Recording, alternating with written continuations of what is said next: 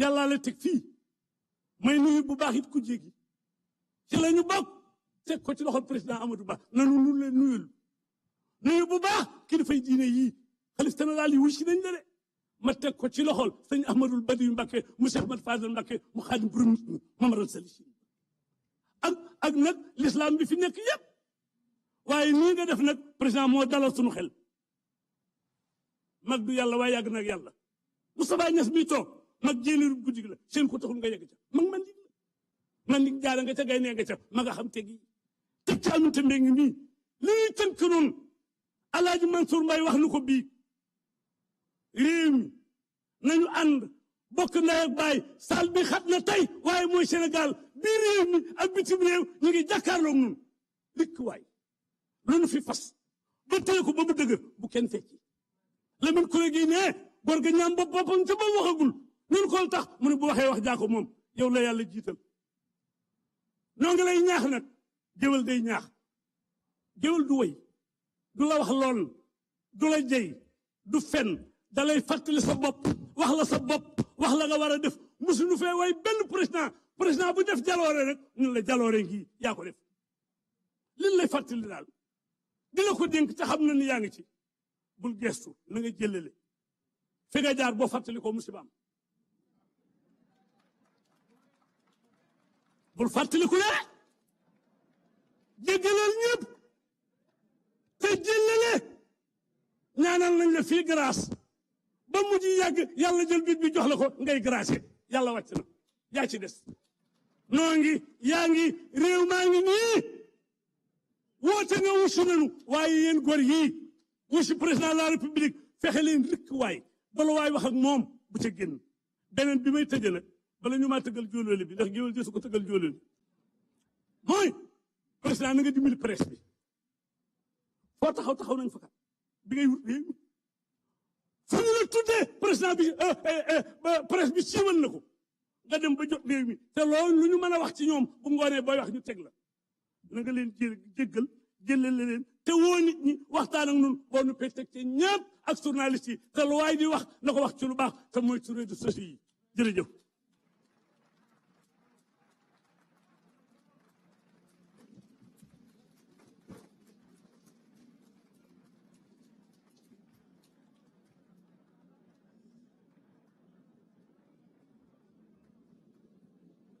jërëjëf jërëjëf Abdoulaye Mbaye Pekh mi doon wax ci turu communicateur traditionnel yi ñu jox ndongo di nekk ci daara ji mu wax ci turu acteur culturel yi.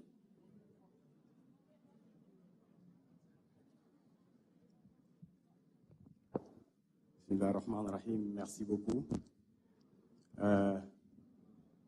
Monsieur le Président de la République, Monsieur le Président de l'Assemblée nationale, Monsieur le Premier ministre,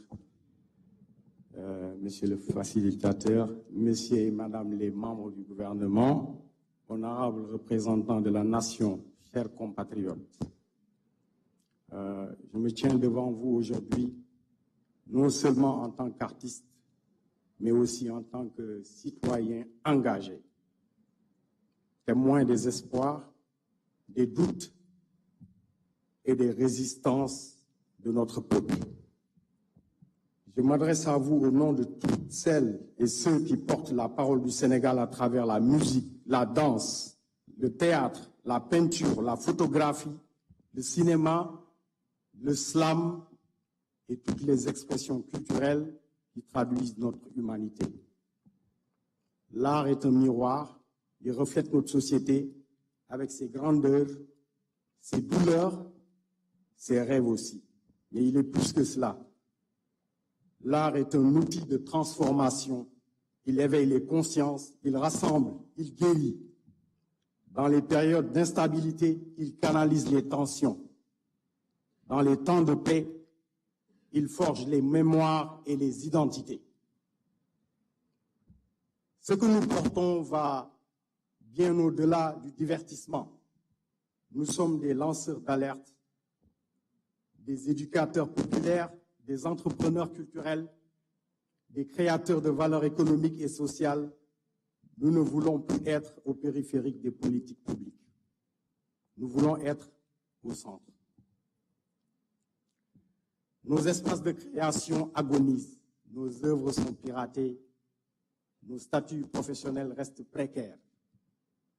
Et malgré tout, nous résistons, nous créons, mais cela ne peut durer sans reconnaissance juridique, sans politique culturelle ambitieuse, sans infrastructure, sans soutien à la formation, à la mobilité et à l'exportation de nos talents. Nous demandons une vulgarisation du statut de l'artiste au Sénégal, accompagné de mécanismes concrets de financement, de protection sociale et de reconnaissance dans les instances de décision.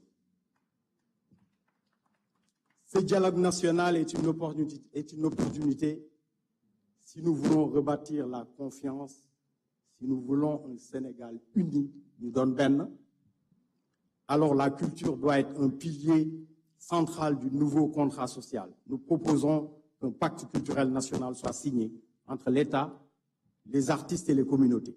Ce pacte inclurait des assises nationales à la culture tous les 2 ans, un fonds d'innovation culturelle transparent, équitable et accessible, l'intégration de la culture dans les politiques d'éducation, de développement territorial, de diplomatie et de cohésion sociale.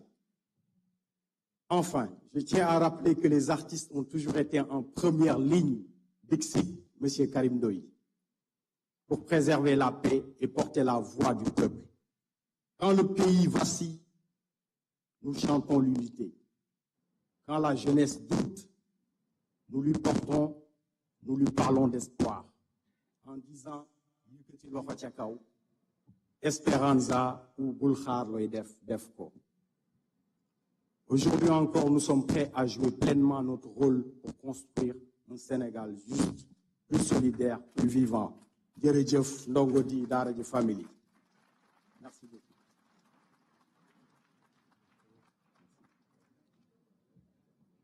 jërëjëf ndongo di bu groupe daara ji doon yëkkati kàddu ci turu acteur culturel yi mbokk yi dañuy jàll ci benn vidéo boo xam ni dafay feeñal solos li ñuy def nii tey waaye solos li tax ñu war a waxtaanee système politique bu ñu noppee ci vidéo bi ñu jeexal jotaay bi ak kàddu njiitu réew mi kon suñu régie mënee jox la vidéo s'il vous plaît.